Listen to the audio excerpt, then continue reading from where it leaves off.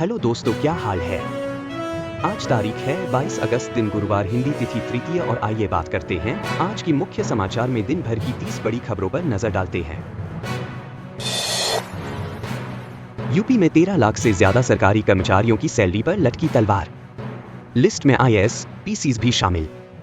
उत्तर प्रदेश की योगी आदित्यनाथ सरकार ने सरकारी कर्मियों के चल अचल संपत्तियों का ब्यौरा मानव संपदा पोर्टल पर देने का आदेश दिया था, पर अभी तक मात्र 26% की कमी है जिन्होंने अपने चल अचल संपत्तियों की जानकारी दी है। इसको लेकर उत्तर प्रदेश के मुख्य सचिव मनोज कुमार सिंह ने स्पष्ट कह दिया है कि 31 अगस्त तक संपत्तियों का विवरण देने वाले लोगों को ही इस अगस्त के महीने का वेतन दिया जाएगा, वहीं बाकी सभी का वेतन रोक लिया जाएगा। भारत बंद पर जयंत चौधरी की पहली प्रतिक्रिया, कहा अब कुछ बचा नहीं है। SC/ST आरक्षण में उच्चतम न्यायालय द्वारा क्रीमी लेयर और उपवर्गीकरण करने के फैसले के विरोध में अनुसूचित जाति और जनजाति मोर्चा व भीम आर्मी द्वारा बुलाए गए भारत बंद का पूरे देश में मिला जुला असर देखने को मिल रहा है। भारत बंद पर आरएलडी चीफ और केंद्रीय मंत्री जयंत चौधरी की प्रतिक्रिया आई है। सुल्तानपुर जिला अदालत ने यूपी पुलिस को आप नेता सांसद संजय सिंह को गिरफ्तार करने का दिया आदेश।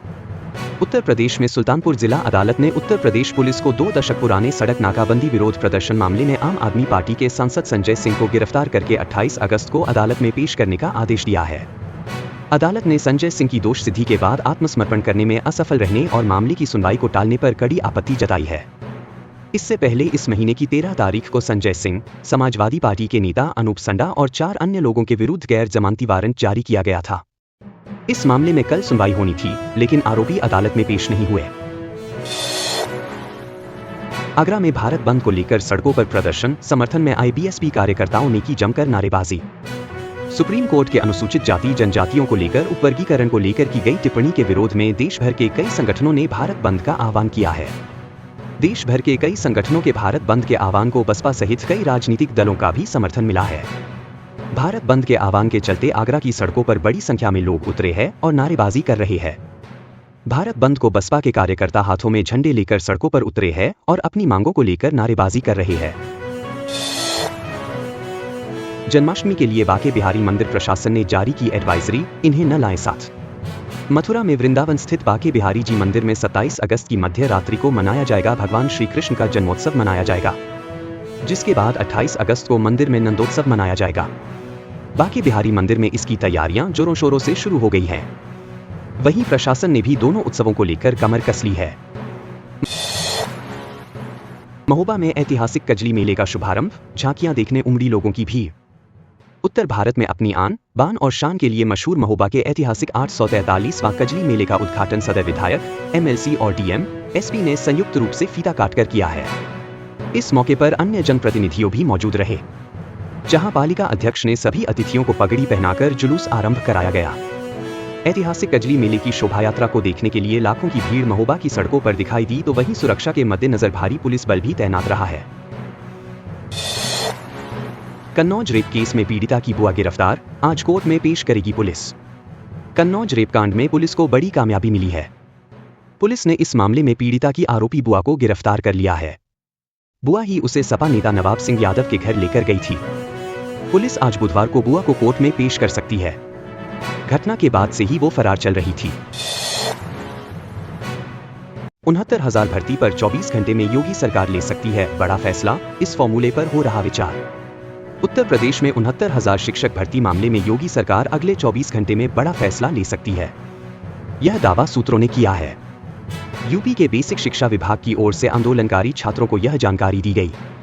सरकार सही ओवरलैपिंग करके ओबीसी अभ्यर्थियों को आरक्षण का लाभ देगी।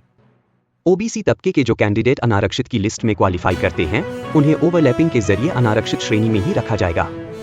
इसके बाद ओबीसी का 27% कोटा भरा जाएगा। सामान्य वर्ग के छात्रों के समायोजन के फॉर्मूले पर भी विचार चल रहा है।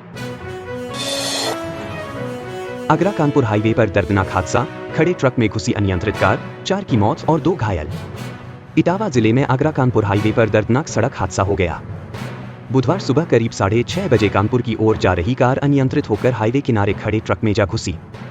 हादसे में कार सवार 4 लोगों की मौत हो गई है, जबकि 2 लोग गंभीर रूप से घायल हो गए। हादसे के बाद घटनास्थल पर बड़ी संख्या में लोग एकत्रित हो गए। सावन में 35 लाख भक्तों ने किए रामलला के दर्शन, औसत 1 लाख लोग पहुंचे रोजाना, विदेशी भी आए। सावन में रामलला के दरबार में 35 लाख भक्तों ने हाजिरी लगाई। भोले की भक्ति करने अयोध्या पहुंचे श्रद्धालुओं में रामलला के दर्शन की भी ललक दिखी। सावन में रोजाना औसतन 1 लाख श्रद्धालुओं ने रामलला के दर्शन पूजन किए। इस दौरान राम मंदिर ट्रस्ट की ओर से रामलला के दरबार में आयोजित सांस्कृतिक संध्या भी भक्तों के आकर्षण का केंद्र रही। जौनपुर में पुलिस मुठभेड़, गैंगस्टर एक्ट के 2 बदमाशों को किया गिरफ्तार, दोनों के पैर में लगी गोली। जौनपुर जिले के शाहगंज क्षेत्र के उसराभांदी में मंगलवार की देर रात मुठभेड़ में गैंगस्टर एक्ट के 2 बदमाशों को पुलिस ने गिरफ्तार किया। पुलिस की फायरिंग में दोनों के पैर में गोली लगी है। घायल बदमाशों को उपचार के लिए स्थानीय सामुदायिक स्वास्थ्य केंद्र में भर्ती कराया गया। चिकित्सकों ने इलाज के दौरान हालत गंभीर देखकर जिला चिकित्सालय रेफर कर दिया। आरोपी बुआ को पुलिस ने किया गिरफ्तार, भतीजी को नवाब सिंह के पास लेकर गई थी महिला। कन्नौज किशोरी के साथ दुष्कर्म मामले में आरोपी बुआ को पुलिस ने गिरफ्तार कर लिया है। दुष्कर्म कांड में वांछित चल रही महिला अपनी नाबालिग भतीजी को पूर्व ब्लॉक प्रमुख सिंह यादव के कॉलेज लेकर गई थी। वहां उसके साथ हुई घटना के बाद किशोरी के परिजनों ने महिला के खिलाफ शिकायत की थी। उसके आधार पर पुलिस ने महिला को भी मुकदमे में शामिल किया था। रेलवे ट्रैक पर मिले आरपीएफ के 2 जवानों के शव, ट्रेनिंग के लिए घर से निकले थे, परिजनों को हत्या की आशंका। पंडित दीनदयाल उपाध्याय दानापुर रेलखंड पर गहमर कोतवाली क्षेत्र में 200 मीटर के अंदर अलग अलग स्थानों पर रेलवे ट्रैक पर मंगलवार को आरपीएफ के 2 जवानों के शव मिले। दोनों मुगलसराय से मोकामा ट्रेन से जा रहे थे। घटनास्थल और शवों की स्थिति को देखते हुए परिजन हत्या की आशंका जता रहे हैं। रात में 8 बजे रेलवे के अधिकारी दोनों के परिजनों के साथ मॉर्च्यूरी हाउस पहुंचे तो उनकी शिनाख्त हुई। आशंका यह भी जताई जा रही है कि ट्रेन में मारपीट के दौरान दोनों की हत्या कर शव फेंक दिया गया। बदमाश पत्नी बोली, मुझे अपने साथ क्यों नहीं ले गए, गोद में 1.5 साल की मासूम भी बेहाल, पढ़े पूरा मामला। फर्रुखाबाद धर्म यात्रा जाते वक्त हादसे में 4 लोगों की मौत के बाद पूरे गांव में मातम पसरा है। गोविंद की पत्नी बदमाश है। वह कह रही कि मुझे क्यों नहीं अपने साथ ले गए तुम लोग। उसकी गोद में मात्र 1.5 साल की बेटी है। बड़े भाई के 3 और छोटे भाई के 2 बच्चों के भविष्य को लेकर हर किसी की आंखें नम हैं।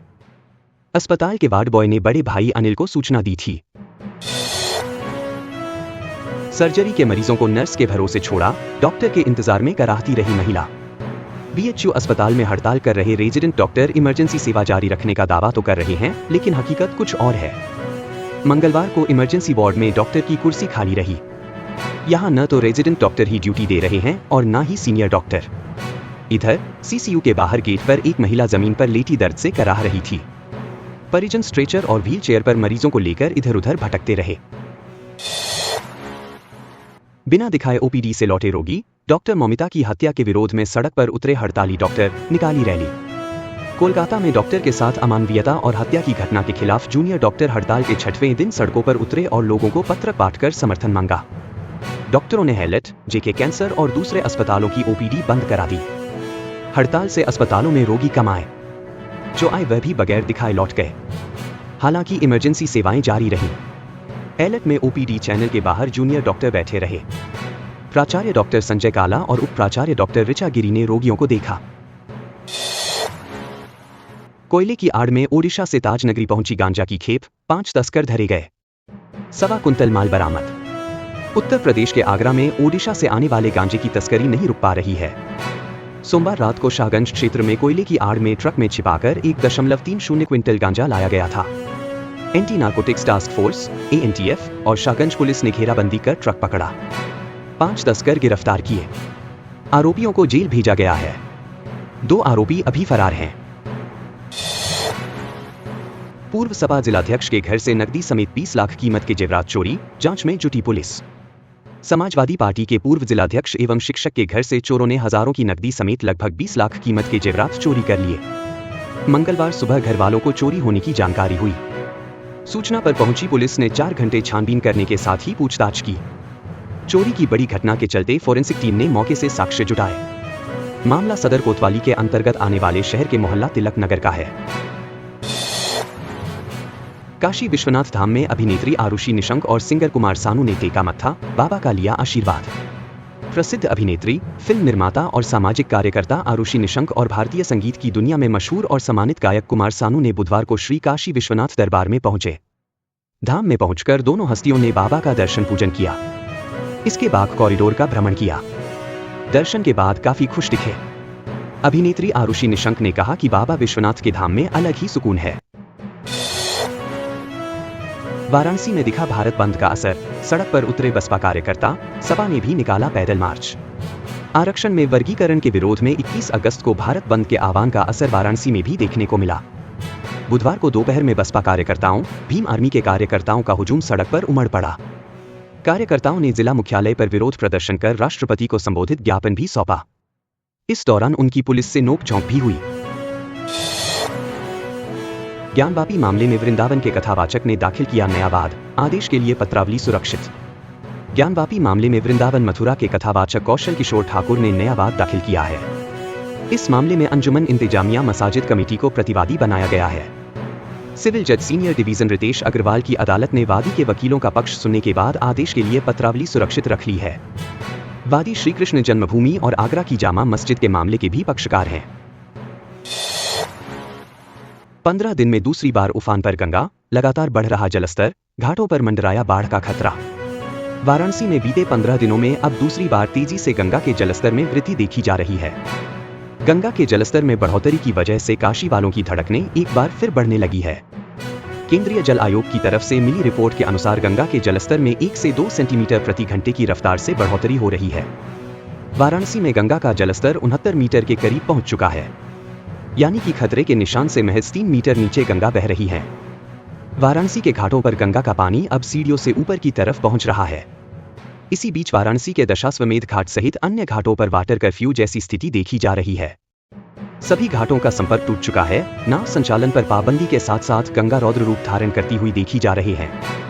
स्थानीय निवासी सूर्यभान सैनी ने एबीपी लाइव से बातचीत में कहा कि इस बार तेजी से गंगा के जलस्तर में बढ़ोतरी जारी है और मौजूदा स्थिति देखकर लगता है काफी तेज गति से गंगा का जलस्तर आगे भी बढ़ेगा।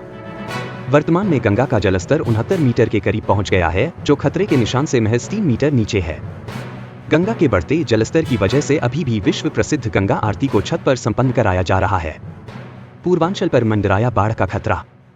वाराणसी के साथ साथ आसपास के जनपद गाजीपुर, चंदौली, प्रयागराज में भी गंगा के जलस्तर में बढ़ोतरी जारी है। आने वाला 48 घंटा गंगा के जलस्तर बढ़ोतरी दृष्टिकोण से बनारस सहित पूर्वांचल वालों के लिए बेहद संवेदनशील हो सकता है। स्थानीय लोगों की माने तो 2013 के बाद इस बार गंगा के बढ़ते जलस्तर की तस्वीर अलग नजर आ रही है। अगर यह बढ़ोतरी लगातार जारी रही तो निश्चित ही तटवर्ती क्षेत्र के लोगों को काफी मुश्किलों का सामना करना पड़ सकता है।